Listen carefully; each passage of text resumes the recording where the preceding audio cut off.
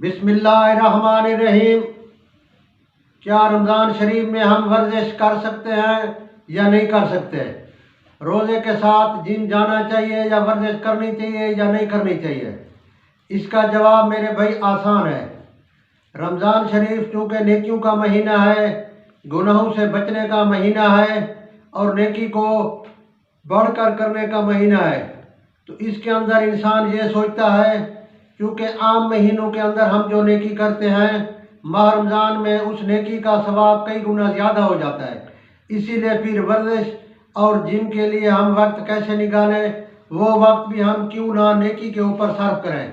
لیکن میرے بھائی یہ دیکھنا چاہیے، جو ورزش کا عادی ہے، جو روزانہ ورزش کرتا ہے، جم جاتا ہے، کوئی کھیل کھیلتا ہے، تو اس کو اپنی طبیعت اور اپنے حالات کو دیکھنا چاہیے۔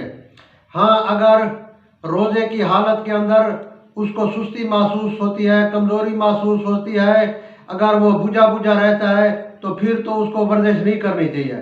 لیکن روزے کی حالت کے اندر وہ چست ہے، توانا ہے، اس کے جسم کے اندر توانائی ہے اور حشاش بشاش ہے، اس کو ورزش لازمی کرنی چاہیے کیونکہ وہ ورزش کا عادی ہے۔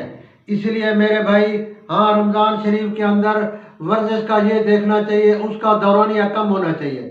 اگر عام صحت کی حالت کے اندر یا غیر رمضان کے اندر آپ جو ورزش گھنٹہ ڈیڑھ کرتے تھے، وہ اب آپ کو آدھا گھنٹہ کرنی چاہیے، آدھا گھنٹہ نہیں تو 15 منٹ کرنے چاہیے، اس کا دورانیہ کم ہونا چاہیے، کیونکہ فل ورزش کرنے سے ہو سکتا ہے آپ کا شوگر لیول ڈاؤن ہو جائے، کیونکہ جسم کے اندر روزے کی حالت کے اندر پانی کی کمی ہوتی ہے۔ اس کے علاوہ میرے بھائی، آپ روزے کے ٹائم میں دیکھ کر آپ ورزش کر سکتے ہیں۔ اب جو مریض ہیں، جیسے بلڈ پریشر کے، شوگر کے یا عام صحت مند آدمی جو روزانہ واک کرتے ہیں 5-5 کلومیٹر، 6-6 کلومیٹر، تو ان کو چاہیے وہ واک کو آدھا کر لیں یا چوتھائی کر لیں، کیونکہ واک تو آپ سحری کے بعد بھی کر سکتے ہیں، افطار سے پہلے بھی کر سکتے ہیں، دن کو کسی وقت کر سکتے ہیں، رات کو تراویح کے بعد بھی آپ کر سکتے ہیں۔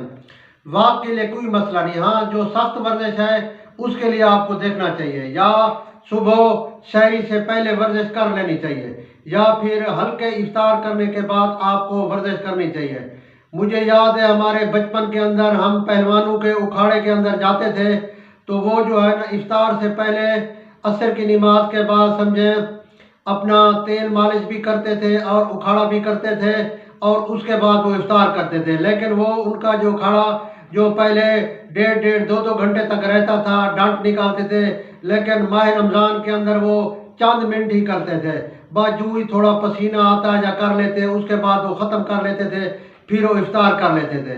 باقی رمضان شریف جو ہے نا، یہ نیکیوں کا مہینہ ہے میرے بھائی۔ اس کے اندر اللہ پاک نے جو روزہ رکھا ہے نا، روزہ بھی تو ایک مستقل سمجھ لو عبادت بھی ہے، ساتھ یہ بھی ایک ورزش ہے۔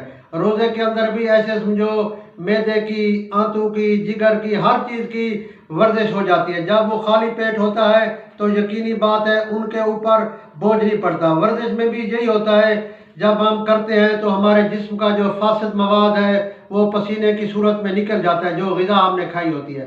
جبکہ رمضان شریف میں ہم تو کھاتے بھی کم ہیں، اسی لیے بڑا ٹائم مل جاتا ہے ہماری آنتوں کو، معدے کو، جگر کو، گردوں کو۔ خون بھی اسی طرح گاڑھا نہیں بنتا، گردے بھی اس کو فلٹر آسانی سے کر لیتے ہیں، چونکہ کولیسٹرول، یورک ایسڈ اور اس طرح کی چیزیں خوراک کے اندر کم ہوتی ہے۔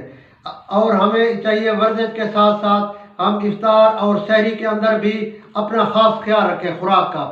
اس کے اندر بھی ایسی ثقیل چیزیں کم کھانی چاہیے، پکوڑا، سموسہ، اس کی چیزیں۔ فروٹ لیں، فروٹ چاٹ لیں، باداموں کا گھوٹا لیں، دودھ کی لسی لیں، اس طرح کی زود ہضم چیزیں لیں۔ باقی جو اللہ تبارک و تعالیٰ نے ماہ رمضان کے اندر ایک اور بھی ورزش رکھی ہے جو ہر مسلمان کے اوپر ہے۔ ہاں، جو جم جاتا ہے، جو سخت ورزش کرتا ہے، اس کا تو اپنا علیحدہ ٹاپک ہے۔ یہ تمام مسلمانوں کے اوپر اللہ پاک نے ایک ورزش جو تراویح کی صورت میں اللہ پاک نے ہمیں نعمت ورزش دی ہے، وہ بہت زبردست ہے۔ دیکھیں، افطار کے بعد جس میں تھوڑا بھاری پن ہو جاتا ہے، سستی ہو جاتی ہے، جو ہی ہم تراویح شروع کرتے ہیں، تراویح پڑھتے ہیں، تراویح پڑھنے کے بعد حشاش بشاش ہو جاتے ہیں، دل کرتا ہے اب کہیں گھومے پھرے۔